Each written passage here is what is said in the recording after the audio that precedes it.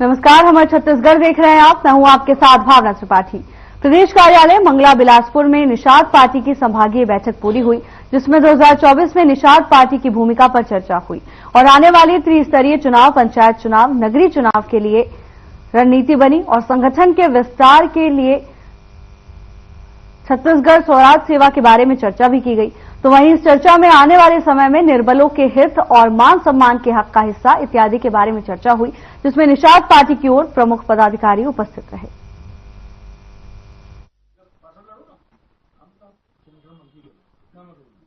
जो आज बैठक हो रही है उसके विषय में आज निर्बल इंडियन शोषित हमारा आम दल निषाद पार्टी का जो है पूरे एक साल का जो वर्ष 2024 का समापन हो रहा है, उस वर्ष के लिए समीक्षा बैठक रखी गई है।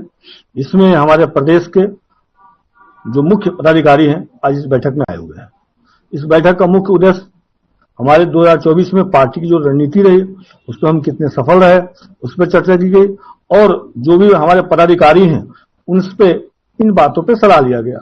और आगामी 2025 जो नया वर्ष चालू होने जा रहा है, इसमें इस प्रदेश में जो त्रिस्तरीय चुनाव और निगम के जो चुनाव होने वाले हैं, इन सब चुनावों में के लिए एक रणनीति बनाई गई और हमारे तरफ से कौन कौन से प्रत्याशी किस किस जगह से लड़ेंगे, इन सब चीजों की बात रखी गई और ये निर्णय लिया गया कि अगर इन सब चीजों का नाम हम भारतीय जनता पार्टी के पास प्रस्ताव के रूप में रखेंगे, क्योंकि निर्बल इंडियन शोषित हमारा आम दल निषाद पार्टी देश में भारतीय जनता पार्टी के साथ एनडीए घटक के रूप में काम करती है और उत्तर प्रदेश की जो योगी जी की सरकार है उसमें हमारे राष्ट्रीय अध्यक्ष आदरणीय डॉक्टर संजय निषाद जी वरिष्ठ कैबिनेट मंत्री के रूप में कार्यरत हैं। इस विश्वास को रखते हुए हम यहाँ के प्रदेश के संगठन मंत्री आदरणीय पवन शाह जी के साथ बैठेंगे और हम ये मांग करेंगे कि छत्तीसगढ़ में जो है निषाद पार्टी के जो कार्यकर्ता है, पदाधिकारी हैं, जो चुनाव लड़ना चाहते हैं, उन पे वो सहयोग करें। आज इस बैठक में यह भी तय किया गया है, अगर किसी कारणवश भारतीय जनता पार्टी सहयोग नहीं करती है तो हम स्वतंत्र रूप से पूरे प्रदेश में जो है पंच, सरपंच, जिला पंचायत सदस्य, जनपद और साथ में जो भी नगर निगम के नगरीय निकाय चुनाव है उसमें हम चुनाव लड़ेंगे। अब तक किसी पार्टी पदाधिकारी से बात हुई इस विषय को लेकर? निश्चित ही हम इसके लिए जो है पिछले महीने नवंबर में भारतीय जनता पार्टी के संगठन मंत्री आदरणीय पवन शाह जी के साथ गए हैं और मिलकर अपनी पूरी बातों को रखे हैं और उन्होंने पूरा आश्वासन दिया है कि आप एक 5 लोग की कमेटी बनाइए और कमेटी बनाकर हमारे पास आइए और निश्चित ही प्रदेश में मछुआरा समाज के लिए और निषाद पार्टी कार्यकर्ताओं को जो है निगम मंडल के जो चुनाव है और साथ में जो है आने वाले जो त्रिस्तरीय चुनाव में उनको स्थान दिया जाएगा। संजय सिंह राजपूत, राष्ट्रीय सचिव, प्रदेश प्रभारी, छत्तीसगढ़ निषाद पार्टी। उप मुख्यमंत्री अरुण साव ने कैबिनेट की बैठक में लिए गए निर्णयों को लेकर जानकारी दी। उप मुख्यमंत्री अरुण साव ने मंत्रालय में राज्य कैबिनेट की बैठक के बाद पत्रकार वार्ता को संबोधित भी किया। साथ ही उन्होंने पत्रकार वार्ता में कैबिनेट की बैठक में लिए गए निर्णयों को लेकर जानकारी दी। आज मुख्यमंत्री माननीय विष्णुदेव साय जी की अध्यक्षता में कैबिनेट की बैठक संपन्न हुई है और संभवतः सन 2024 की कैबिनेट की आज की बैठक अंतिम बैठक है और इस बैठक में मंत्रिपरिषद द्वारा चतुर्थ राज्य वित्त आयोग की अनुशंसाओं पर राज्य शासन की एक्शन टेकन रिपोर्ट को विधानसभा के पटल पर रखने का निर्णय लिया गया। आप सबको जैसे विदित है कि माननीय मुख्यमंत्री विष्णुदेव साय जी ने द साबरमती रिपोर्ट को टैक्स फ्री घोषित करने का निर्णय किया था, जिसके परिपालन में फिल्म द साबरमती रिपोर्ट के प्रदर्शन पर प्रवेश हेतु देय राज्य माल और सेवा कर स्टेट जीएसटी के समतुल्य धनराशि की प्रतिपूर्ति किए जाने का अनुमोदन आज की बैठक में मंत्रिपरिषद ने किया है। खरीफ विपणन वर्ष 2022-23, 2023-24 और 2024-25 के विकेंद्रीकृत उपार्जन योजना में धान एवं चावल परिवहन के दर के लिए राज्य स्तरीय कमेटी एसएलसी की अनुशंसा दर स्वीकृत किए जाने का अनुमोदन किया गया। भारत सरकार परिवहन के लिए एक निश्चित राशि देती है और वास्तविक जो व्यय है उसका आकलन राज्य स्तरीय कमेटी करती है एसएलसी। तो जो डिफरेंस की राशि है वो राज्य सरकार परिवहनकर्ताओं को भुगतान करती है।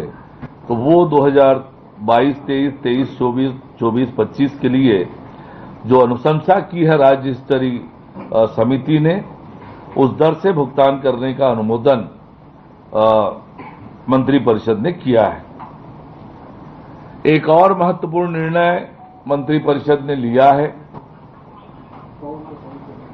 खरीफ विपणन वर्ष 2022-23 में राइस मिलरों को लंबित प्रोत्साहन राशि की द्वितीय किस्त प्रदान करने का निर्णय लिया गया। ये आज के मंत्रिपरिषद के निर्णय हैं जो आपके सामने प्रस्तुत है।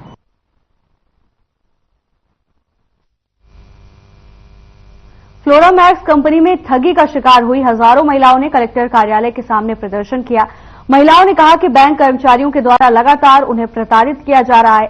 महिलाओं ने लोन माफ नहीं करने पर आत्मदाह की भी चेतावनी दी। कोरबा जिले में अब तक के सबसे बहुचर्चित ठगी, जो कि प्रदेश स्तर का मुद्दा भी बन चुका है। फ्लोरामैक्स कंपनी, जहां 40,000 महिलाओं ने लोन लेकर अपना पैसा लगाया। फ्लोरा कंपनी ने महिलाओं को रोजगार देने का झांसा दिया और कंपनी रफूचक्कर हो गई। उसके बाद कंपनी की शिकायत की गई, जहां ठगी करने वाले कंपनी के संचालकों को गिरफ्तार भी किया गया, लेकिन महिलाएं कर्ज में डूब गईं। महिलाओं ने कलेक्टर के नाम तहसीलदार को ज्ञापन सौंपा और तहसीलदार ने महिलाओं को आश्वासन दिया कि उनकी मांगे प्रशासन तक पहुंचाई जाएगी। लेटर दिए रही थे जेटले हमन उमन के सपोर्ट करे बनाए हैं। हमें जो ये दीदी मन की समस्या है, बहुत बड़ी समस्या है। आज बैंक है मन ला मरे के लिए प्रताड़ित करत है। एक तरफ से कहा जाए तो कोई ला मौत देना या फिर मौत के लिए प्रताड़ित करना, मरे के लिए, वो भी एक कानूनी जुर्म है। तो मैं चाहूँ कि ये जो इमन के कर्जा है तो सरकार ला माफ करना पड़े। काबा की ऐसे ही से जो फंड, चिट फंड जो कंपनी आते इमन ला सरकार ही लाइसेंस देती। इमन सरकारी है, सरकार से हमन ला आदेश है, हमन सरकार के पैन कार्ड है, सरकार से हमन ला प्रूफ मिले है। ऐसे करके हमन ला दिखा के हमारे गांव के जो भोले भाले कम पढ़े लिखे महिला है, जमन ला बड़े बड़े ख्वाब दिखा के हमन ला बेवकूफ बनाते। आज अगर वो संस्था ला अपन वो चलाना रही थे कंपनी ला, तो एमन डायरेक्ट बैंक से लोन लेती। एमन सिर्फ महिला मन ला एक मोहरा बनाए है और एमन के खुद के हाथ है, ताकि अगर कंपनी है डूब जाए तो एमन महिला मन ला परेशान करके महिला मन से वसूले, ताकि वो कंपनी ला कोई परेशानी ना हो। तो ऐसे ही से कंपनी ला मैं चाहूँ, मोर तरफ से रिक्वेस्ट है, गुणवाना गठन पार्टी तरफ से रिक्वेस्ट है कि ऐसे ही से ये ला सरकार बंद करे, नहीं तो फिर महिला मन ला डायरेक्ट जहर देके मार दे। अगर ये इतना परेशानी होती है तो जनता ही एक सरकार चुन के देती। जनता से बड़े कोई चीज नहीं है, जनता ही सरकार चुनते, सरकार है जनता ला नहीं चुने। आज दीदी मन वोट दे के मतलब वो गद्दी में बैठाते, जनप्रतिनिधि बनाते। जनप्रतिनिधि के मतलब होते जनता के प्रति उमन की सेवा भाव, लेकिन आज जनता मन लूटा थे। ऊपर से इतना महंगाई है, बेरोजगारी है, तो आज कहीं न कहीं दीदी मन भी लगते कि हम निमार 2 पैसा कमाबो तो हमारे बाल बच्चा के भविष्य अच्छा होई। ऐसे करके मतलब ऊंचा ऊंचा सपना दिखा के आज मतलब ठगे जाते। तो कल ये रिक्वेस्ट है कि ऐसे से चिट फंड। देखिए, उनका कहना है कि इस ठगी के वो शिकार हुए हैं, इसकी वजह से उनको जो भी मतलब बैंक वालों से परेशानियां हो रही है, जो भी उन्होंने लोन दिया होगा तो इस ठगी के लिए जो भी उन लोगों ने एक शॉर्ट लिस्टिंग जारी की थी, जिसमें संबंधित व्यक्ति जो इस ठगी से संबंधित थे उनकी चल अचल संपत्ति की जानकारियां ली जा रही है, ताकि इस जो मतलब ठगी में जो महिलाएं उसकी पीड़ित हुई हैं उनको कुछ राहत मिल सके। कंपनियां पलट गई है और कुछ बैंकों को चाप कर भी उनको लोन दिया गया है। ऐसे में क्या माइक्रोफाइनेंस कंपनी में भी आगे को हिदायत दी गई है? ये ज्ञापन आगे मतलब जैसा फॉरवर्ड होता है तो वो कलेक्टर सर के संज्ञान में जैसे आता है तो उन पर निर्भर करता है कि वो किस टाइप के इंस्ट्रक्शन देते हैं। मैम, महिलाओं का ये भी आरोप है कि माइक्रो फाइनेंस कंपनी आके गाली गलौज करते हैं, अभद्र व्यवहार करते हैं। इसके लिए टीआई स्तर पे मतलब जो भी उनका संबंधित थाना है वहाँ पे वो अपना शिकायत दर्ज कराएं ताकि वो पुलिस प्रशासन उस पर कार्रवाई करे। ऐसी निर्देश और फिर भी कोई महिलाएं आत्महत्या कर रही है, क्या प्रशासन अब कहाँ प्रशासन जैसे ही ये चीजें संज्ञान में आई हैं सतर्कता बरतना शुरू कर दी, उस पर कार्रवाइयाँ हो रही हैं और आगे जो भी मतलब कार्रवाई का परिणाम आएगा वो आप लोगों को फ्लोरा में कंपनी के पैर पसारी जिला प्रशासन को इसकी बात कैसे नहीं हो पाई? देखिए ये चीज हाईलाइट तब हुई जब लोगों को ये और जब तक ये वो यहाँ पे संस्था थी तब तक ये समस्या हाईलाइट हुई। जब महिलाएं खुद पता चला उनको तब उन्होंने प्रशासन के सामने ये बात रखी है। इससे पहले तो उनको भी जानकारी नहीं थी कि ऐसा कुछ हो रहा है। मैडम, क्या प्रशासन को जानकारी नहीं थी कि बहुत सारे माइक्रो फाइनेंस कंपनियां यहाँ पे व्यापार कर रही है? ये अभी लास्ट 6 मंथ के बाद ही ये फ्लोरामैक्स वाली जो चीज है ये थी एक चीजें हाईलाइट हुई है जैसे आप लोगों के संज्ञान में आई वैसे ही प्रशासन की जानकारी नहीं है। क्या प्रशासन का फेलियर माने क्या अपन? प्रशासन का फेलियर नहीं किया जा सकता क्योंकि जैसे ही संज्ञान में आया है वैसे ही कार्रवाई करनी प्रारंभ कर दी है। आज भी कार्रवाई हो रही है। भाई नाव में काम विजयनगर के हूँ। बस ये बोलना है भाई, जब सरकार है लॉकडाउन एक दिन में कर दे थे, नोटबंदी एक दिन में कर दे थे, पैसा बदल रहे थे तो हमरो हम जो लोन के पीड़ित हैं वो एक दिन में हम लोग बंद करना चाहिए। लोन एक दिन में अपनी तो हम बस वही लोग गुजारिश करत हन भाई हमारा लोन है जल्दी माफ हो। अभी आप हमारे यहाँ बैठे साकेत चौक का मांग हमारा लोन बस माफ हो भैया। हम सड़क में आके हम देखा बैठा सर मना है ना, हम लोग कैसे भर करके दिया, हम कलेक्टर नहीं जाना, एसडीएम नहीं जाना, हम कुछ सरकार नहीं जाना। तुम्हारा लोन नहीं है, तुमन के आईडी लेके तुम्हारा लोन कटावा है तो हम क्या करी सर, लोन नहीं कटा सके तो मर जाए, हाँ मर जावा। इससे भी तुमन के जीवन बीमा है ना, तुमन मर जावा, तुमन के लोन ना खुद ही कहा हम मर जाए। हम लोग दूसरा लड़का है कौन बतावा ना। ऐसे आप मतलब कौन बैंक वाले सब बोला थे सर जे ले हम लोन ले हम बोला थे कहीं से एक्सिस बैंक से ले हन और ग्राम शक्ति से ले। ग्राम शक्ति वाला सर के पास मुलाकात नहीं हुई, लेकिन हाँ एक्सिस बैंक वाला ने कहा वो पता नहीं कौन गाँव की महिला मर गई तो लोन माफ होगी तो मन मर बचावा किस करिए मर गई सर मारेला पड़ी हम कावर मार दो सरकार बना है, सरकार हमारी मदद करे ना। सरकार बना बैठे जगह में बैठे हमने यहाँ से कहा देखेला और कल दीदी हो बहनी हो जो हारे जाते हम लोग वोट देवा हम लोग जितावा तुमन पूरा महिला मन सुरक्षित कहाँ सुरक्षित भैया। हम लोग घर में आके दूसरे आदमी का कौन मर जावा, हमारा आदमी नहीं कहा सकते लोन ले मर जाके नहीं कहा तो ओकर का सुन लो और डर से भी नहीं कर तो हम अभी तुम्हारे पर दुर्व्यवहार नहीं करा था, आराम से समझाता लोग पैसा देवा तो देवा। हम कोई नहीं जानता, कलेक्टर नहीं जाना, न एसडीएम नहीं जाना, न सरकार नहीं जाना। तुम मोदी सरकार नहीं आए, तुम्हारा कोई नेता नहीं आए पैसा पटाए दीदी तुमन पटैया कहा आखिरी ऑप्शन बस यही नहीं लोन से लोन ले हैं अब करोड़ों बच्चा तो पटा दे हैं अब मांगे आते हमार घर काला दिन नहीं करोड़ों बच्चा मत है अब हमी माला जानी देवा का दाँत नहीं पूरा था ले के तो बढ़िया लगी ऐसे कह के धमकी चमकी दे थे। हाँ फिर देवा तू घर बचाए के खेत बचाए कहा थी तो हम लोग लेकर पोत खेत बेचे वही लोग पटाई अब पैसा ला तो करोड़ों में सब लगा दे हम हम लोग कहना हाँ तो कोठा में छोड़ी जाबो भाई बैठे नाचे कोठा में जाओ बोल के कहा हाँ होना कहा ऐसे आप मतलब कौन बोल एक वाला बोला थे पैसा पटाया तो महिला वाला कोठा नहीं होता बताना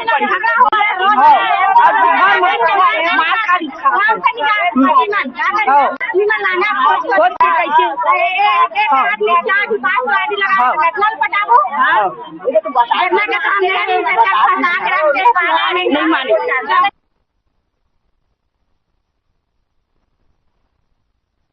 एसईसीएल की तरफ से भू अधिग्रहण कर खनन विस्तार के कारण गांवों को विलोपित किया जा रहा है। इस मामले में कोरबा जिले के ग्राम पंचायत मलगांव के सैकड़ों ग्रामीणों ने विलोपन निरस्त की मांग को लेकर कलेक्टर कार्यालय का घेराव कर दिया। जहां आनन फानन में पुलिस पहुंची और ग्रामीणों को समझाया गया, तो वहीं कलेक्टर ने ग्रामीणों को आश्वासन दिया है। देखिए हमारी खास रिपोर्ट।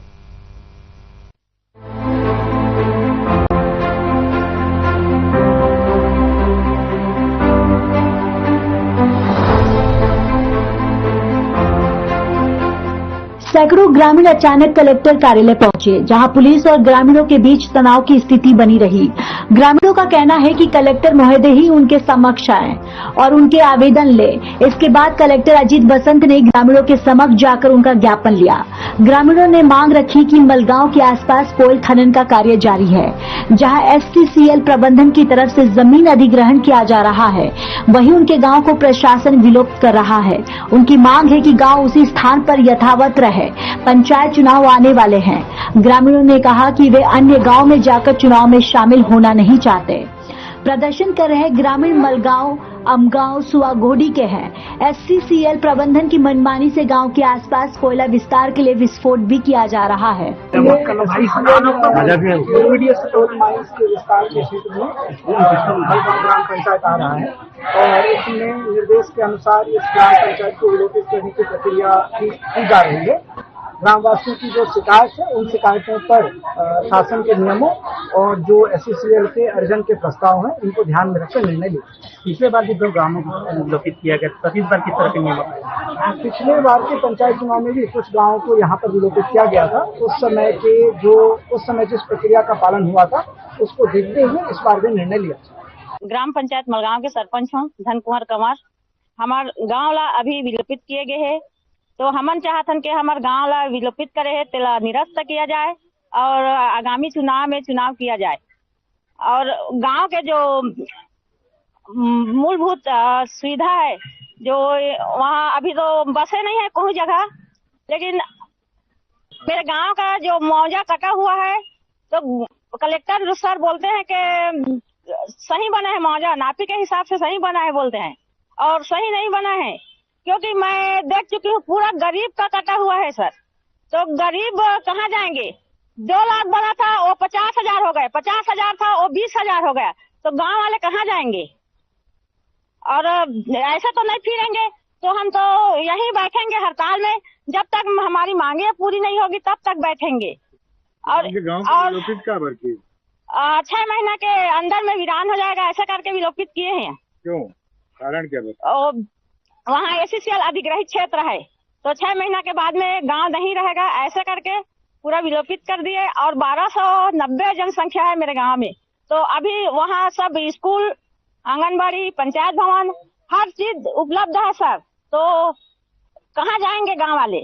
और अभी मान लीजिए विलोपित कर देते हैं, तो मेरे गांव वाले जो चावल लेने जाएंगे और कहाँ जाएंगे बताइए? तो इसीलिए हम गांव वाले पूरा आए हैं। अभी पंचायत चुनाव भी आते हैं। हाँ, पंचायत चुनाव को विलोपित कर दिए और डायरेक्ट झावर में जोड़ दिए। बताएंगे कलेक्टर ऑफिस का घेराव किया, क्या वजह से घेराव करने का? ये STCL के जो केवरा और दीपका के जो क्षेत्र से प्रभावित 3 ग्राम पंचायत हैं, अमगांव, मलगांव और सुआघोड़ी, इसको शासन के दिशा निर्देश पे विलोपित कर दिया गया है। और चूंकि ग्राम अमगांव और मलगांव का जो ग्राम पंचायत के तमाम जो राज्य शासन से दी जाने वाली सुविधाएं वहां पर है, ग्राम मलगांव के आज के जो अधिकतम जो लोग यहाँ पे आए थे, उनकी जायज मांग ये है कि वहाँ पे 1628 लोगों का भी मुआवजा वितरण अभी शेष है और उस गांव के सारे सुविधाएं वहाँ पर बहाल है। ऐसी हालत में तत्काल अभी जो होने वाले जो पंचायत चुनाव के बीच उनको विलोपित कर दिया जाना, उनके सारे अधिकार का हनन और उनको सारे जो सुविधाएं हैं उनको उनसे वंचित करने की एक साजिश के तहत कार्रवाई हो रही है, जिसके विरोध में आज ग्रामवासी यहाँ पर आए। अगर मान लीजिए जिला प्रशासन, अभी हम ग्रामवासियों के साथ में ये बातचीत कर रहे हैं कि इसको हम हाई कोर्ट में चैलेंज करेंगे और हाई कोर्ट से इसके बारे में हम स्टे लेंगे, और दूसरा जरूरत पड़ी तो हम ग्राम मलगांव में जो कोयला उत्खनन है उसको पूरी तरीके से बंद कर देंगे। फिलहाल मांगों पर अड़े ग्रामीणों को कलेक्टर ने आश्वासन दिया है और कहा है कि ग्रामीणों के हित में कार्रवाई की जाएगी। जो शासन के नियम और निर्देश होंगे उसे ग्रामीणों को स्वीकार करना पड़ेगा। Bureau report.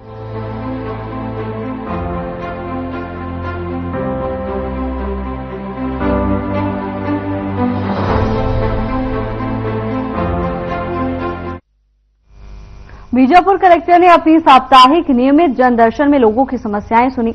उन्होंने मिलने पहुंचे हर व्यक्ति से मुलाकात कर उनकी परेशानी पूछी और उनके समुचित निराकरण के लिए संबंधित अधिकारियों को निर्देश भी दिए।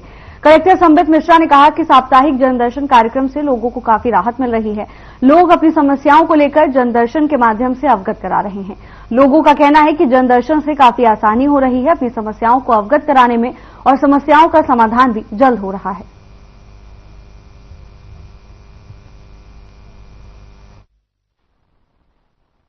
दीदी, आपका क्या नाम है?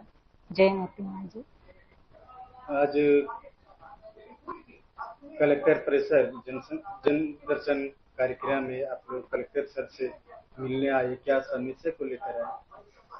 जमीन का मैं घर बनाई हूँ, वहाँ घर बना कर रहे 30 साल हो रहा है। 30 साल रहने के बाद ना दूसरे के जमीन में दूसरे का जमीन आया बोल के बोल रहे हैं, वहाँ से हटाने जमीन वाला ना हटाने हो रहा है।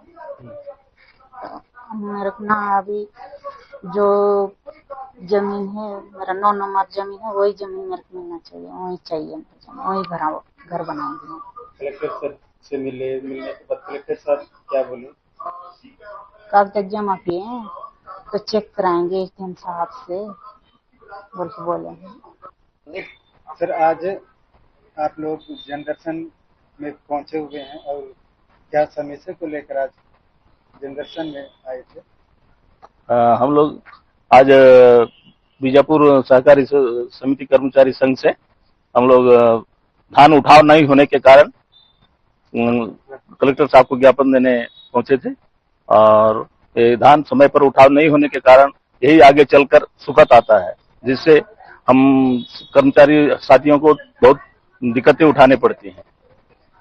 कलेक्टर सर फिर क्या बताए सर? क्या उन्होंने आश्वासन दिया है कि हम समय पर धान को उठाव कराएंगे। मेरा नाम सुरेश मजी, मेरा भाई का मनोज मजी, और गया था काम के लिए, गया था उधर कटनी और एक आवेदन लिख के लाए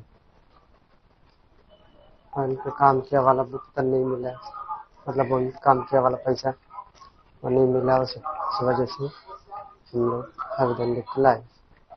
क्या हम लोग का कौन सा आपका क्या नाम है? सोनाराम मां जी। आज जनदर्शन कार्यक्रम में कलेक्टर सर से मिलने आए। हाँ, क्या मामले को लेकर आए? वही कागज लाए जमीन का, किसी जा थक गया तो आए मिलेगी। कलेक्टर सर क्या बोले आपको? अब एटीएम साहब से चेक करेंगे इसके बाद। सर, साप्ताहिक जनदर्शन कार्यक्रम चलाया जा रहा है आपके माध्यम से और लोग इसका कितने लाभ उठा रहे हैं? जी, ज्वाइनिंग के बाद मैंने सबसे पहले मंडे को 11 बजे से जनदर्शन का कार्यक्रम चलता है। हमने सभी ग्राम पंचायत में भी दीवार लेखन कराया कि कलेक्टर से मिलने का समय सोमवार को सुबह 11 बजे है। तो हर सोमवार को 20-30 लोग कम से कम आते हैं। कुछ सप्ताह में बहुत ज्यादा लोग 50-60 लोग भी आ चुके हैं यहाँ पे।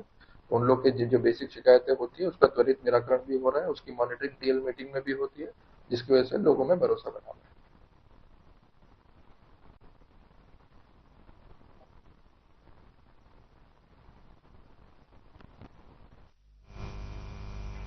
फिलहाल के लिए बस इतना ही। जल्द हाजिर होंगे नई अपडेट्स के साथ। नमस्कार।